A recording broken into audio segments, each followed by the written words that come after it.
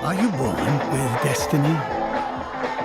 Or does it just come knocking at your door? He's a young singer from Memphis, Tennessee. Give him a warm hayride welcome, Mr. Elvis Presley.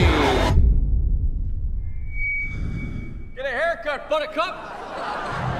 In that moment, I watched that skinny boy transform into a superhero.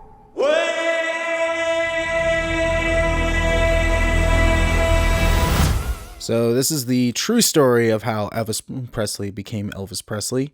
Unfortunately, with a lot of biopics, they change stuff around. So if you really know about who they're talking about, then you can really have a say in this. But so this one was done by it was Baz Luhrmann, I believe, and he's done some other musical stuff before, like he did Moulin Rouge, he did the 90s Romeo and Juliet, did The Great Gatsby. So I've seen some of his other movies, and with this, for the most part, I think he did a really good job for the most part. I'll get to why or what I didn't like about it in a little bit, but this is the story of how Elvis Presley became who he is. It goes through like how he started off, how he got into music, and then just went up until his death. And you have it was Austin Butler as Elvis, and he does a really, really good job. Like he's got like not just the physicality, but he has like the he's got the voice down, especially the way like Elvis moved. He's got that down. And I'm like, wow, he did a really, really good job. And the same thing with Tom Hanks, who played Tom Parker, who became his basically his manager. And there's a lot of stories going around, and this movie especially plays with that, on how did Elvis really die. Like they say, there's a line in the movie that Tom Hanks says, and it's there's many ways people think that he died. There's the pills, there's me, or Parker, but he says that no, it was his love of music, it was his love of playing, and I think it was a multitude. Me personally, I think it was a multitude of reasons. I think it was a combination of the pills, but also the stress that Parker gave onto him. Because if you watch the movie, it's like, oh, wow. Yep. Parker was a very greedy and obsessed guy. I mean, towards the end of Presley's years, he basically used him to keep up with his gambling addiction. Leading to the point where Presley was becoming like overworked, that he would need drugs just to get on the stage. But yeah, this movie goes through, his youth, from when he, read Captain Marvel and that stuff. And then how he was able to find love within music. And I think the movie, for the most part, does a really good job with that. The issues that I had, number one, it's way too long. It was like 2 hours and 40 some odd minutes, and I'm like, or almost that, and I'm like, a lot of this, like a good maybe 10, 15 minutes could have been cut and like reworked a little bit, because the pacing of this movie is very, very slow. So if you do kind of like swarm around a lot, you like fast paced stuff. But yeah, if this movie is very, very slow paced. So if you don't like slow paced stuff, then you're not going to like this. So there were times where I was kind of going like, can we hurry this up, please? I mean, I'm for the most part enjoying this, but please, can we hurry this up? And another thing with a lot of Baz's movies is that he takes, he did this in The Great Gatsby, where in The Great Gatsby it was the Roaring Twenties.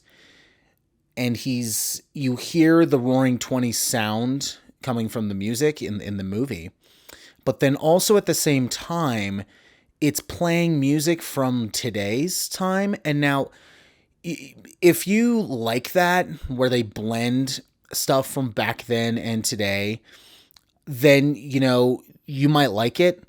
But me personally, it feels very out of place. And with The Great Gatsby, I'm like, okay, I'm really liking this. And then every time when they were playing that music, I was like, I wish this sounded more like the 20s than it does today. So if that kind of stuff bothers you, it's in this one too.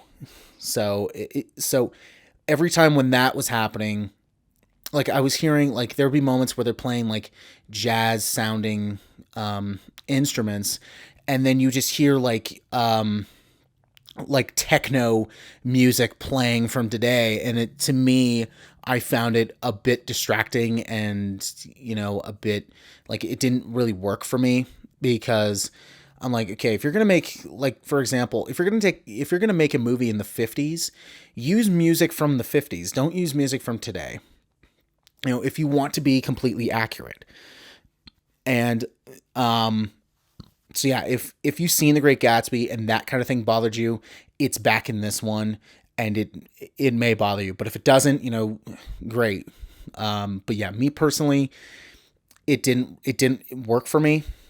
But yeah, the main problems I had with it was that part I just talked about, but it was also the pacing and the length of the runtime. It was way too long.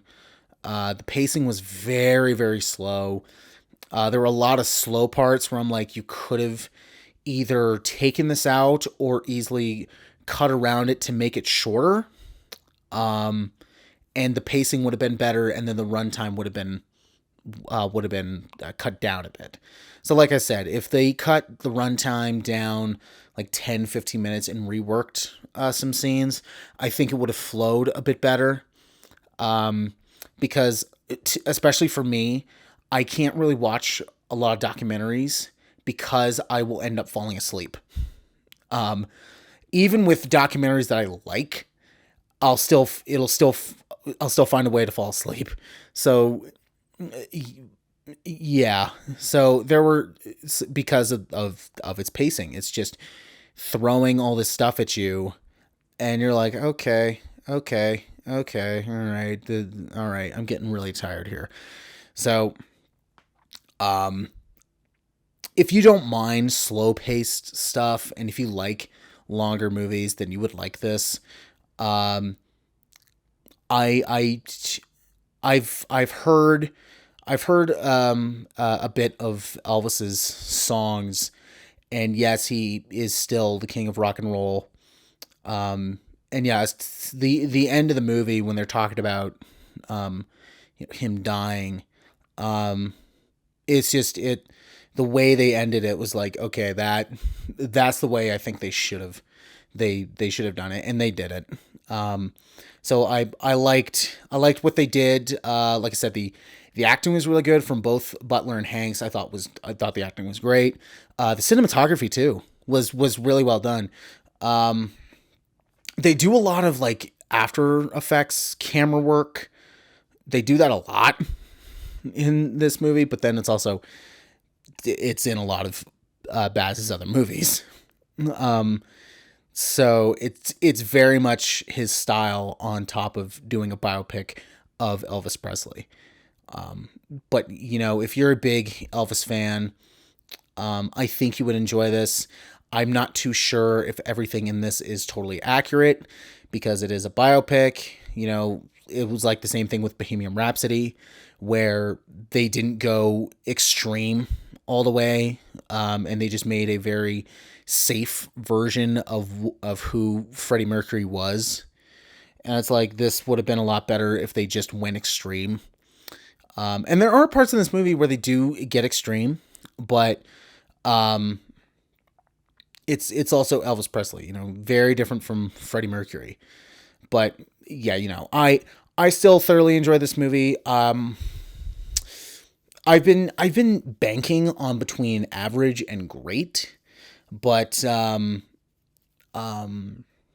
because every time when I'm thinking of great, I then think of the pacing and then the runtime, and it brings me down to average. And then when I'm thinking of average, I'm thinking of the acting and the cinematography, and I'm like, it's bringing me back up.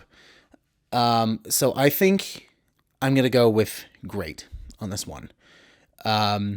This is a, see it your own mind. I know I've read other people's reviews and they're not too happy about this one.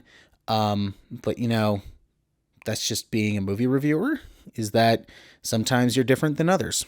So, another thing is that, this movie would have been an absolute amazing rating. It would get that rating, if, Forrest Gump showed up, but he doesn't, which really made me upset. So yeah, it got a notch down. We are the same, you and I. We are two odd, lonely children reaching for eternity.